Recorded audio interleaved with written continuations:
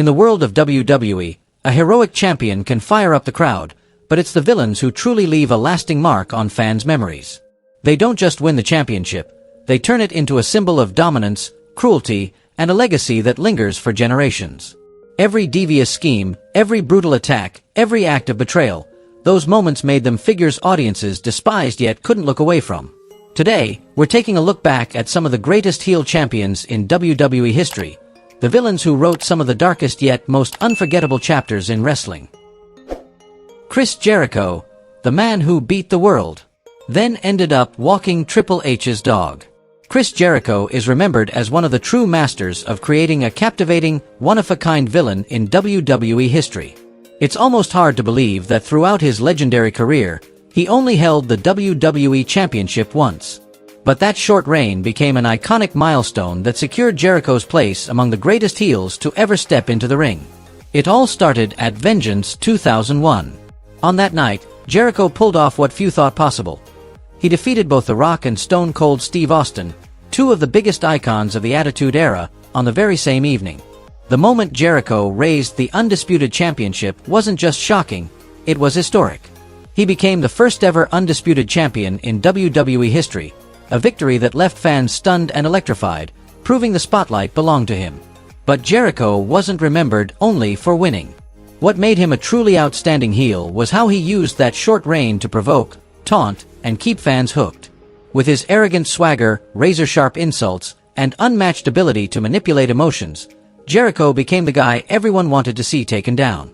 That's the very essence of a perfect villain. The story got even bigger when Jericho aligned himself with Stephanie McMahon, one of the most powerful figures of that era. Their alliance made him even more hated while giving him the leverage to hold on to the top spot.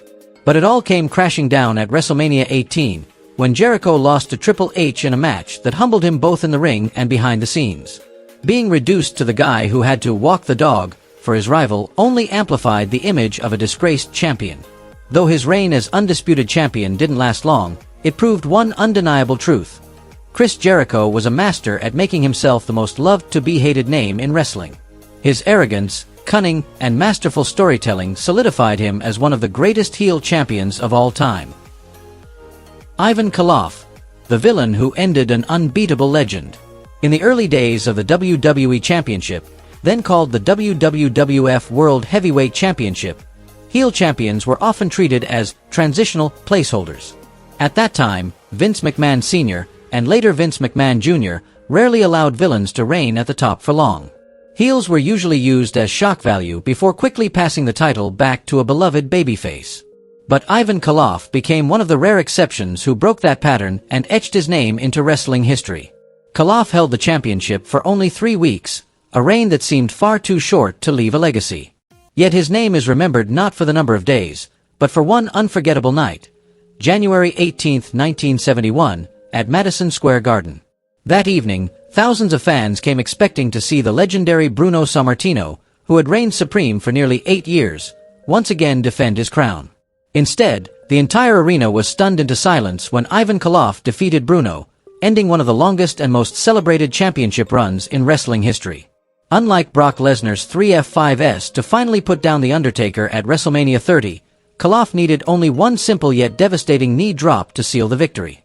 That single moment turned the Russian Bear into one of the most shocking villains the sport had ever seen. The atmosphere in the garden was described as so quiet you could hear a pin drop. That's the power of a true heel, making the audience question whether what they just saw could even be real. Though his reign was short-lived, Koloff deserves recognition as a turning point in history.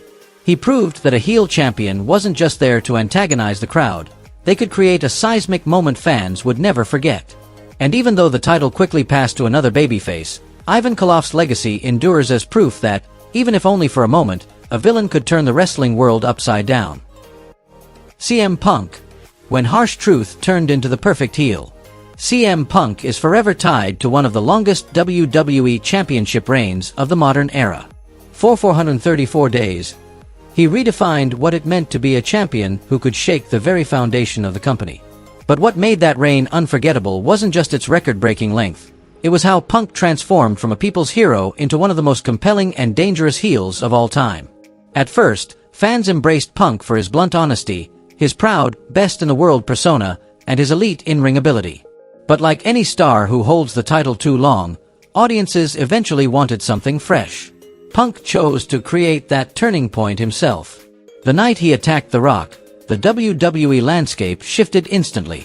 And it wasn't just an act of malice, he paired it with a biting message. He was sick of stepping aside for part-timers like The Rock and John Cena, who showed up sporadically yet always occupied the spotlight. The twist: Punk wasn't wrong. His argument made perfect sense. But fans still turned against him. Why? Because Rock and Cena sold tickets, sold merchandise, and generated massive profits for WWE. Meanwhile, Punk, sharp-tongued, proud, and increasingly arrogant, unintentionally made Cult of Personality the perfect anthem for who he had become, a man too strong-willed, too unapologetic, to coexist peacefully with anyone. His reign ended when he lost the title to The Rock, who would go on to face Cena in their WrestleMania clash. Looking back, that loss served as confirmation of what Punk had been saying all along. He was right from the very beginning. But it was that very truth that made him such an outstanding heel, the villain fans couldn't stand, yet couldn't deny. That remains CM Punk's greatest legacy as a heel champion. He didn't need lies, he didn't need cheap tricks. By simply exposing the harsh truth, he forced the entire wrestling world to react, debate, and remember. Randy Savage, when friendship shattered to create a legendary heel. When it comes to moments where a champion turned his back on both friends and fans, few stand out more than Randy Savage in 1989. During WWF's golden era, Savage delivered one of the most dramatic and unforgettable heel turns ever, sparking a legendary feud with Hulk Hogan, once his closest ally in the Mega Powers. It all began with his triumphant victory at WrestleMania 4, where Savage battled through an entire tournament to capture the WWF Championship. That night should have been his moment of glory. Instead, Hogan stormed into the spotlight with an over-the-top celebration, overshadowing Savage on what was supposed to be his crowning achievement.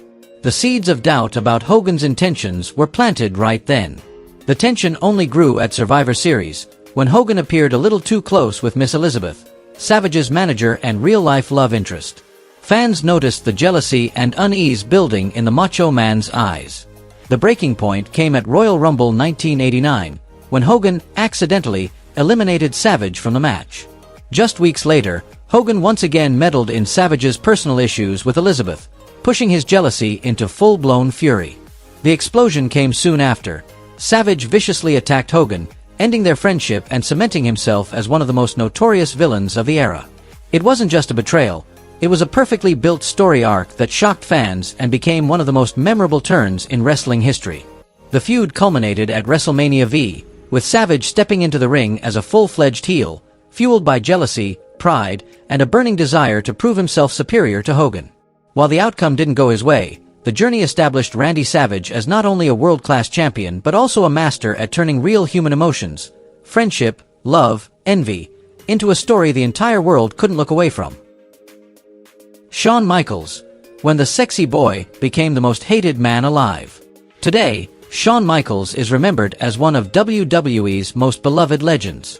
But before becoming the icon, HBK spent much of the 1990s as a heel so infuriating that fans despised him both on-screen and off. At one point, Michaels was regarded as one of the most hated characters in wrestling history. Early on, WWE tried to position Shawn as a babyface fans could rally behind. Yet for nearly 2 years, despite every push, audiences couldn't fully embrace the flashy, sexy boy persona or his arrogant showmanship. Many felt forced to cheer, which only built frustration. When Shawn finally turned heel, it was less a betrayal and more a release. He had found the role that suited him best. That turning point came with D-Generation X. Alongside Triple H, Michaels helped create a rebellious, chaotic force that mocked authority, broke rules, and provoked the crowd at every turn. With DX, HBK fully leaned into his cockiness, cunning, and ability to stir emotions, everything that defines the perfect heel. But the defining chapter came in 1997 with the infamous Montreal Screwjob. When Bret Hart was controversially stripped of victory in his home country, Shawn Michaels became the face of fan hatred worldwide. He wasn't just the man who benefited, he walked away with the WWF Championship, forever tied to one of wrestling's most controversial moments. From that point on, Shawn wasn't just claiming to be the best. He truly stood atop the industry, but in a way fans saw as underhanded and dishonest. His arrogance, manipulative tactics, and brazen attitude made him the quintessential heel champion. The kind fans love to hate, and the kind history never forgets. Brock Lesnar. When raw power replaced villainous tricks. Most WWE champions who turned heel relied on cheap tricks, interference, or underhanded tactics to keep their titles.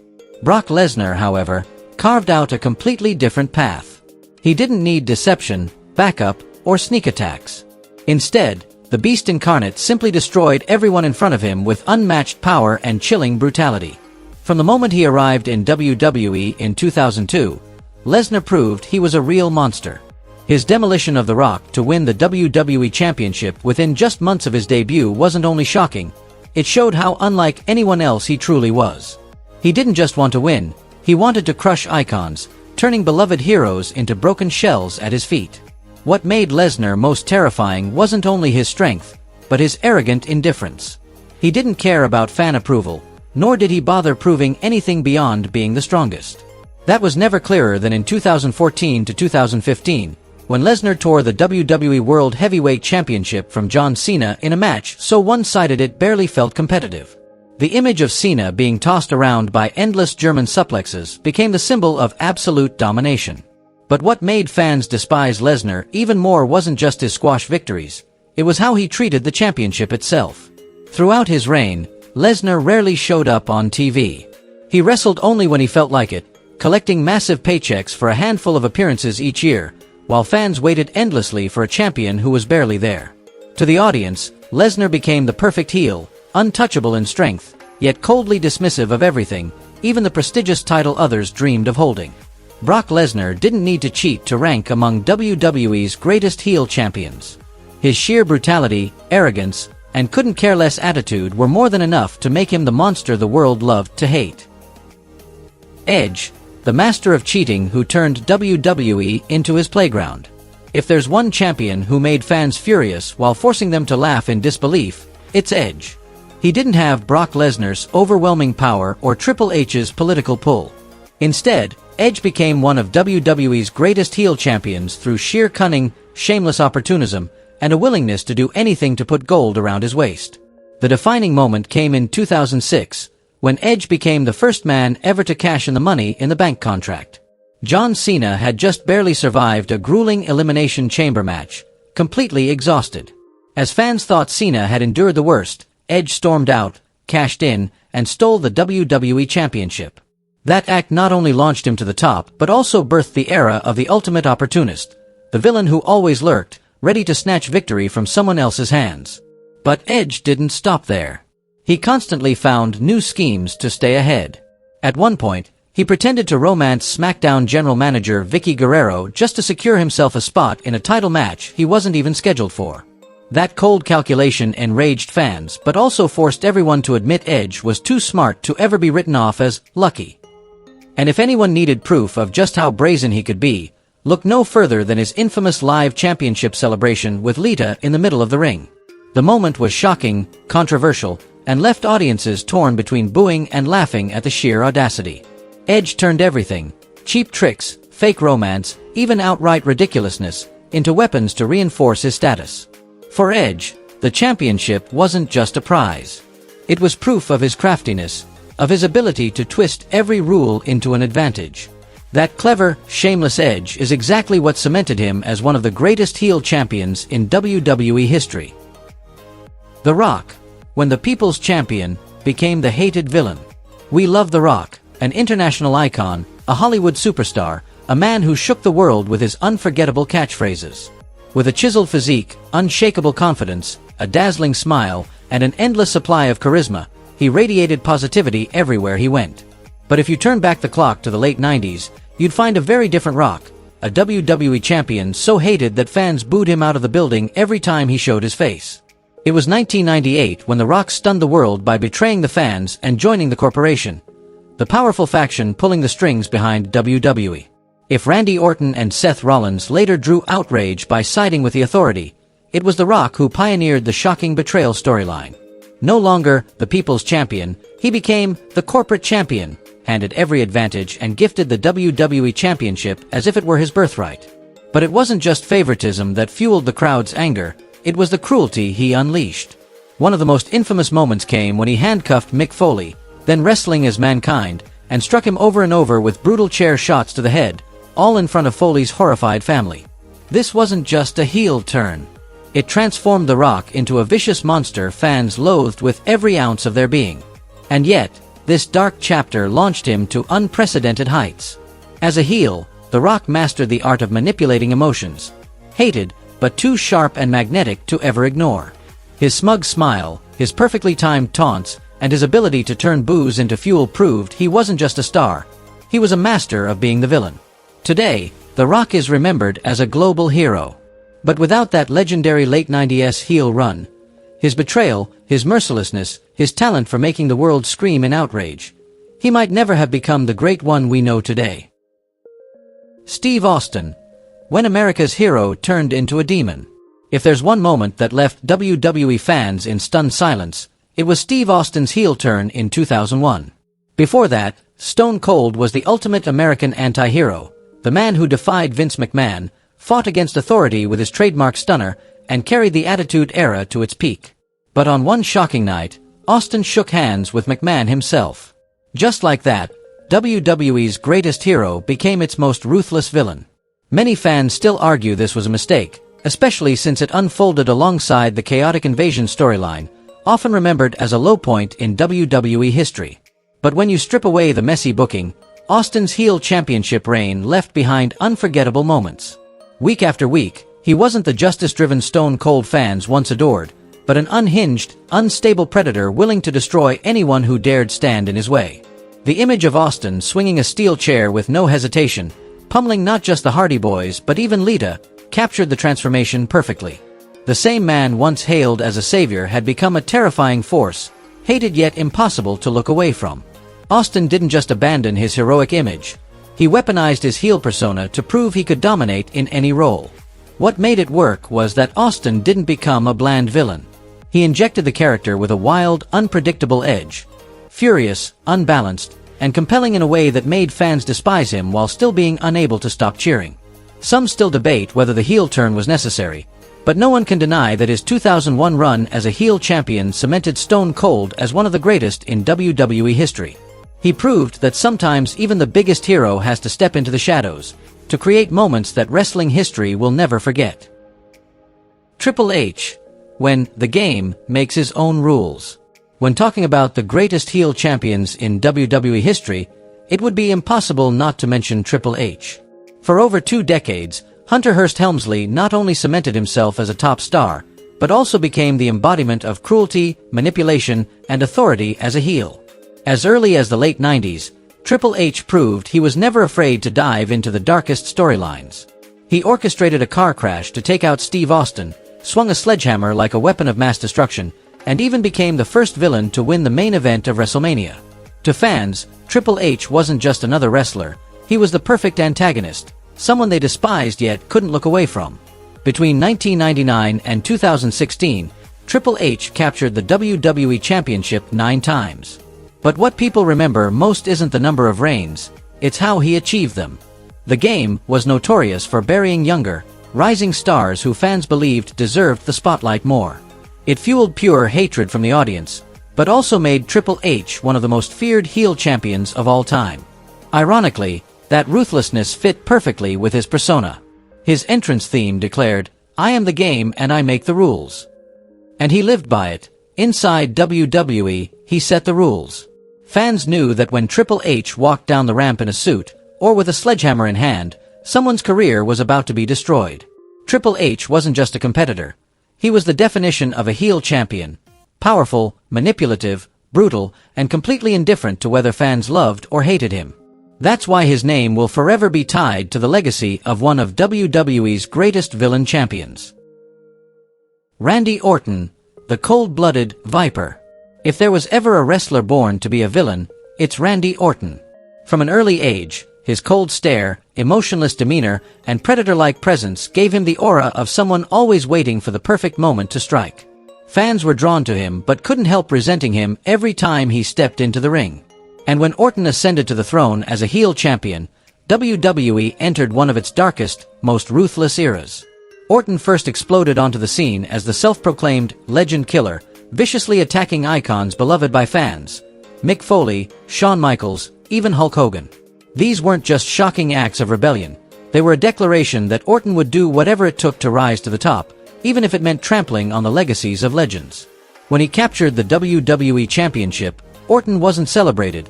He was despised, which is exactly what made him such a powerful heel. From 2009 to 2011, Orton reached the peak of villainy as leader of Legacy. He didn't just beat opponents in the ring, he terrorized them outside of it. He attacked Vince McMahon, humiliated Stephanie McMahon in front of Triple H, and destroyed anyone who dared defy him. These moments made him the most hated man in WWE, while proving he was one of the most dangerous heel champions the company had ever seen. And then, of course, there's the RKO. Out of nowhere, it could send crowds into chaos. But as champion, that move wasn't a thrill, it was a nightmare. Any rising star that fans rallied behind could see their momentum snuffed out in an instant by Orton's deadly finisher. That unpredictability made his reigns feel terrifying, because the title wasn't in the hands of a hero, but in the grip of someone who could strike, betray, and destroy without hesitation. Throughout his career, Randy Orton has embraced the heel role time and time again, and each time, he proved he was born for it. Cold, calculating, arrogantly handsome, and ruthless enough to make entire arenas boo him out of the building.